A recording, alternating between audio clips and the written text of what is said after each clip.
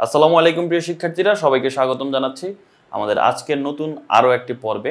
আজকে আমরা আলোচনা করব আমাদের টেকনিক পাবলিকেশনের ইজি ম্যাথ বইয়ের একটি গুরুত্বপূর্ণ সৃজনশীল প্রশ্ন, যেটা বোর্ড পরীক্ষায় এসেছিল রাজশাহী বোর্ড 2024 সালে। আমাদের সপ্তম অধ্যায় ব্যবহারিক জ্যামিতির একটা সৃজনশীল প্রশ্ন।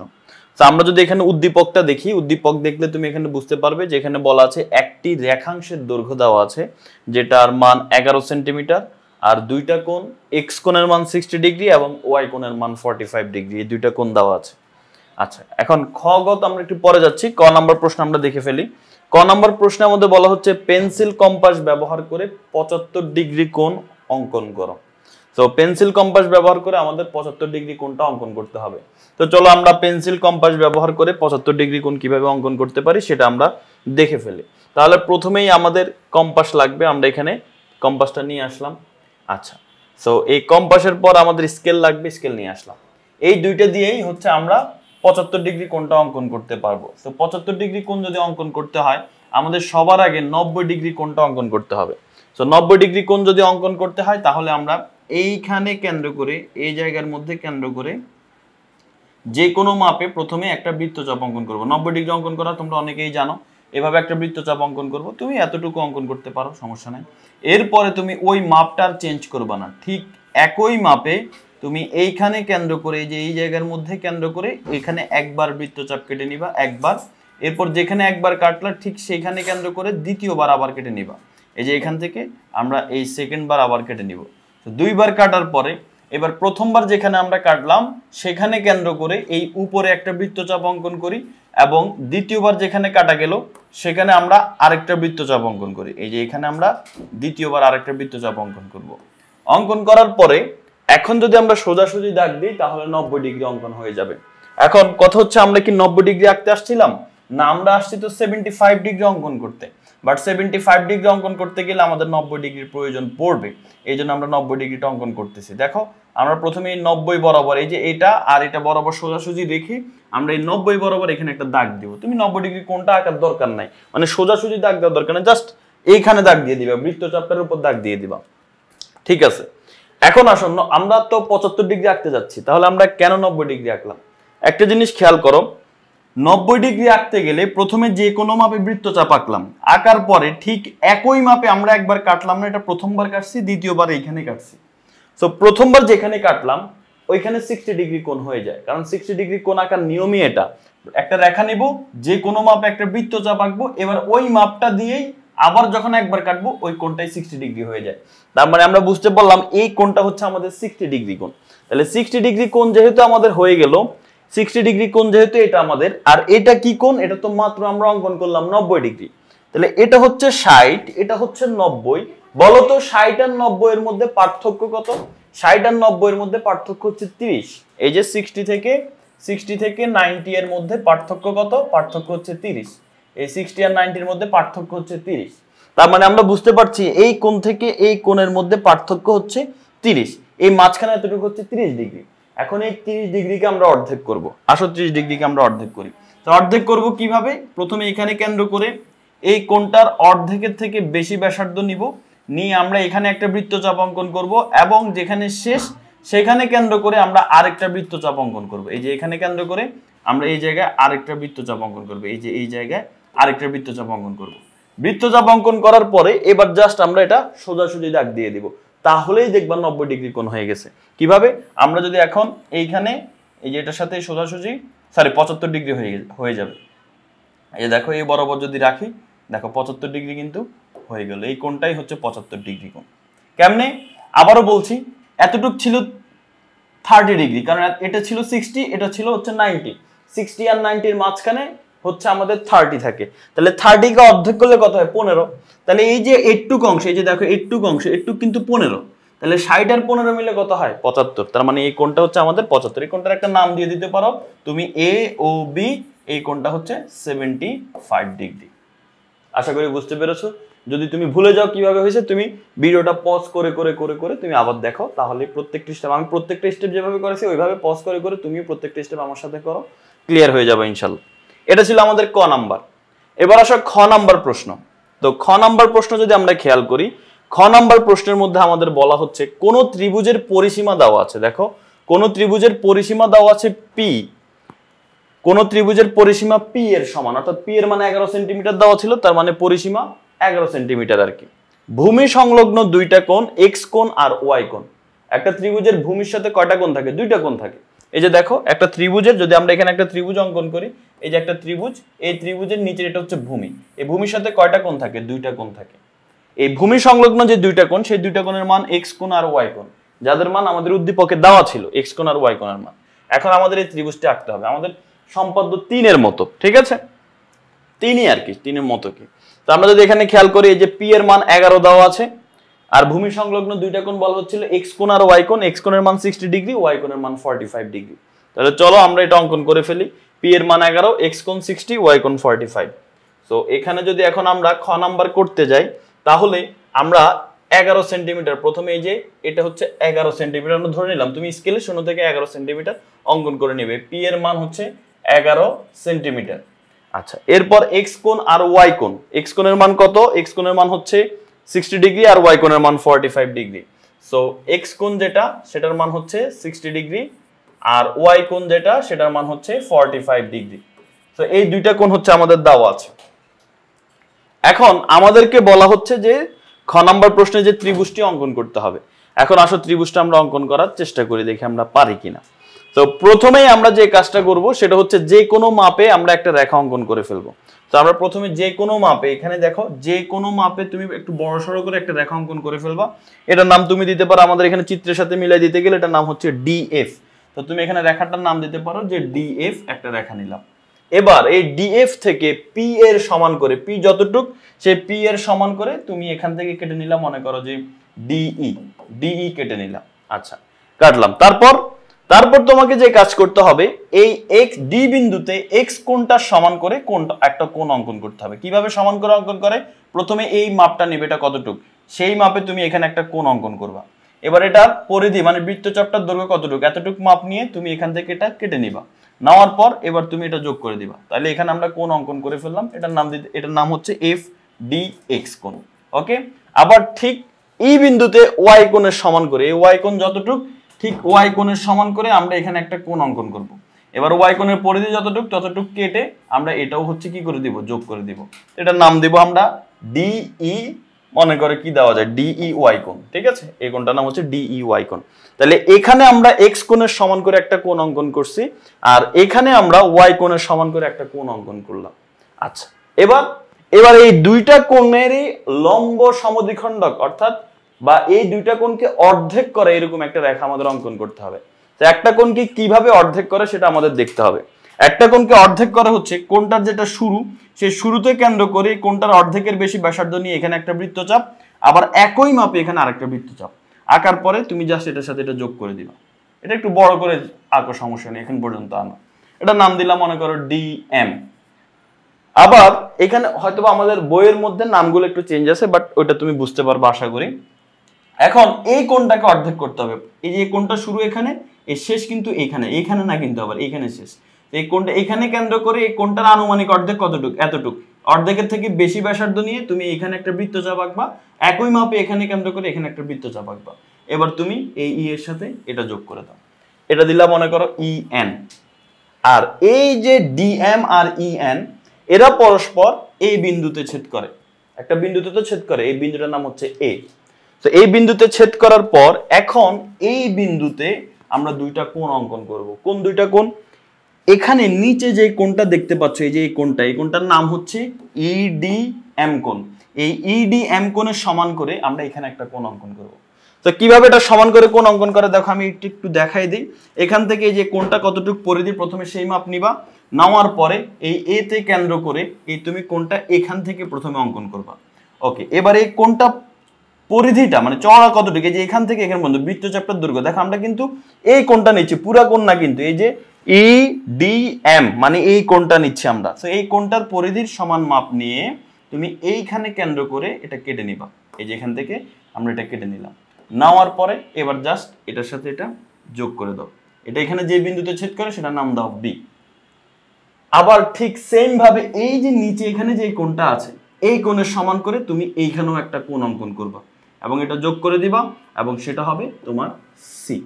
এইটাই এই এ বি সি যে ত্রিভুজটা তুমি দেখতে পাচ্ছ এটাই হচ্ছে আমাদের উদ্দিষ্ট ত্রিভুজ। এখন তোমার মনে হচ্ছে যে ভাই আপনি যদি কম্পাস ব্যবহার করে সবগুলা পুরো অংশটা করে দিতেন তাহলে খুব ভালো হইতো, বুঝতাম। তো আমি আশা করি তুমি এটা দেখেই বুঝতে পেরেছো। যদি তারপরও তোমার মনে হয় যে না কম্পাস ব্যবহার করে বুঝাইলে ভালো হইতো, তাহলে তুমি সেই ক্ষেত্রে এই বরিশাল বোর্ড 2025 সালে, এটা তো রাজশাহী বোর্ড 24, তুমি বরিশাল বোর্ড 2025 সালের যে সৃজনশীল প্রশ্নটা আছে ওইটা দেখো। ওইটার মধ্যে আমি এই পেন্সিল কম্পাস ব্যবহার করে পুরা সম্পাদ্যটাই হচ্ছে পেন্সিল কম্পাস স্কেল ব্যবহার করে হচ্ছে বুঝাই দিছি। তো তুমি তাহলে সেটা গিয়ে দেখতে পারো, তাহলে তুমি আরো ক্লিয়ার হয়ে যাবা। আর যদি এটা বুঝতে পারো তাহলে তো হলোই। আর যারা বই সংগ্রহ করছো জাস্ট ওই বরিশাল বোর্ড 25 সালের কিউআর কোডটা স্ক্যান করে ভিডিওটা দেখে ফেলো, তাহলেই হয়ে যাবে। ওকে, এবার আসো খ নাম্বারের পরে আমরা আসি এখন গ নাম্বার প্রশ্নে। গ নাম্বার প্রশ্নে কি বলা আছে দেখো, কোন বর্গের পরিসীমা পি এর সমান হলে বর্গটি অঙ্কন করে এর অন্তর্বৃত্ত আঁকো। অর্থাৎ একটা বর্গের পরিসীমা বলা হচ্ছে পি। এখন এই বর্গের পরিসীমা সমান করে একটা বর্গ অঙ্কন করতে হবে। এই পরিসীমা থেকে পি থেকে পি এর ইনফরমেশন থেকে আমাদের একটা বর্গ অঙ্কন করতে হবে। এরপর এই বর্গের একটা অন্তর্বৃত্ত আঁকতে হবে। তো চলো আমরা সেটা শুরু করি। তাহলে আগে এক পরিসীমাটা নিয়ে নেই। পরিসীমা পি এর মান কত, এটা আমরা পেন্সিল কম্পাস ব্যবহার করে করব, সমস্যা নাই। দেখো পরিসীমার মান বলা ছিল, পি এর মান বলা ছিল কত, 11 সেন্টিমিটার। তো তুমি প্রথমে এখানে 11 সেন্টিমিটার একটা লাইন নিবা। এই যে 11 সেন্টিমিটার একটা রেখা কিন্তু আমি এখানে নিলাম, ঠিক আছে। এই 11 সেন্টিমিটার রেখাটা নেওয়ার পরে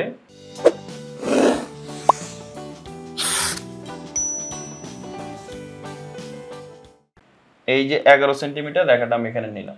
আচ্ছা, 11 সেন্টিমিটার রেখাটা নেওয়ার পরে আমাদের যে কাজ করতে হবে সেটা হচ্ছে, এটা তো পি, এটাই কিন্তু এখন বর্গের পরিসীমা, কারণ প্রশ্নে বলছে পি হচ্ছে বর্গের পরিসীমা। সো পি এর মান উদ্দীপকে 11 সেন্টিমিটার দেওয়া আছে, সেজন্য 11 সেন্টিমিটার নিলাম, তার মানে এটা বর্গের পরিসীমা হলো। এখন পরিসীমা থেকে আমাদের বর্গ অঙ্কন করতে হলে পরিসীমার এক বাহু আমাদের লাগবে। তো এক বাহু কিভাবে পায়? বর্গ আর রম্বসের পরিসীমা থেকে এক বাহু পাওয়ার নিয়ম হচ্ছে বর্গ আর রম্বসের পরিসীমাকে 4 দিয়ে ভাগ করে ফেলবা, ঠিক আছে। বর্গ আর রম্বসের পরিসীমা যদি তোমার কাছে থাকে তাকে 4 দিয়ে ভাগ করলে এক বাহু পেয়ে যাবা। কেন? কারণ বর্গ আর রম্বসের 4 বাহুই সমান, সেজন্য পরিসীমাকে 4 দিয়ে ভাগ করলে এক বাহু পাওয়া যায়। তো এখন এটাকে আমরা 4 ভাগ করব। এখন কি দিয়ে করব? এটা হচ্ছে আমরা পেন্সিল কম্পাসের সাহায্যে করব। প্রথমেই আমরা এই পি রেখাটাকে অর্ধেক করব। এই পি কে অর্ধেক করতে হলে এখানে এই অর্ধেকের থেকে, দেখে এটা আনুমানিক অর্ধেকে, পি এর আনুমানিক অর্ধেক কত, এতটুকু, তাই না? তো অর্ধেকের থেকে বেশি ব্যাসার্ধ নিব। অর্ধেকের থেকে বেশি ব্যাসার্ধ নিয়ে আমরা এই উপরে এখানে একটা বৃত্তচাপ অঙ্কন করব এবং নিচে এখানে আরেকটা বৃত্তচাপ অঙ্কন করব।